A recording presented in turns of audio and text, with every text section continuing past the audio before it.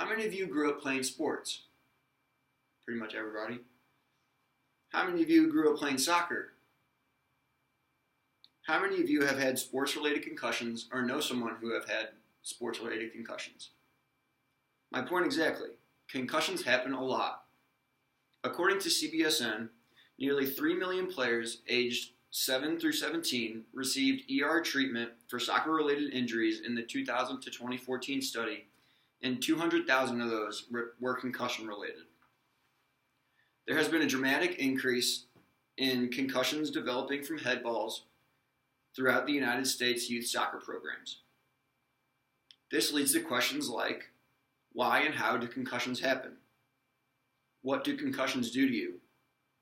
How can concussions in youth soccer programs be prevented? Let's think about that first question some more. How and why do concussions happen? Well, 2 reasons. Improper heading form and various forms of contact to the head. Now I'm going to show you a short video about proper form of heading, how to head the ball.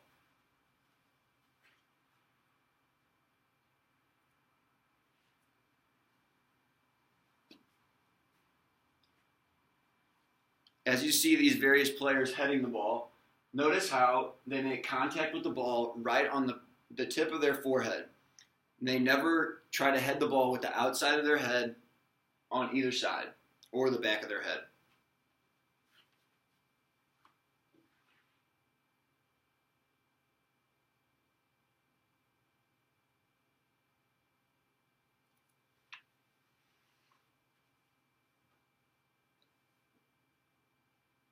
What are the effects of concussions? According to the Brain Injury Association of America, traumatic brain injury, or TBI, or concussions, is the leading cause of disability and death in children and adolescents in the U.S. Concussions can lead to headaches, dizziness, difficulty concentrating or completing tasks, irritability, or fogginess.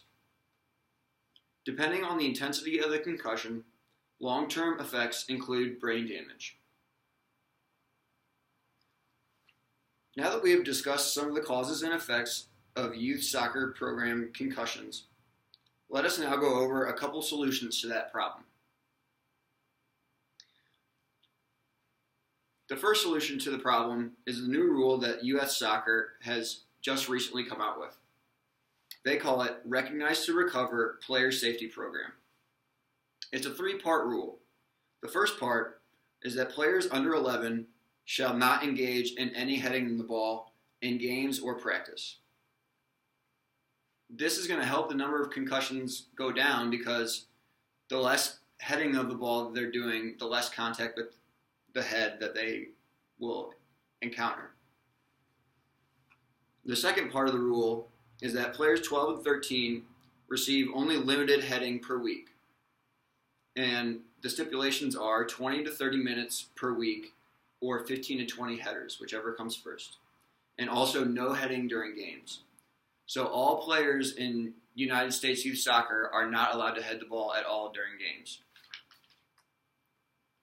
And the third part to the rule is that any player who is 11 to 13 and even playing U14 are still prohibited to head the ball. Another small solution to concussion prevention is the concussion headband.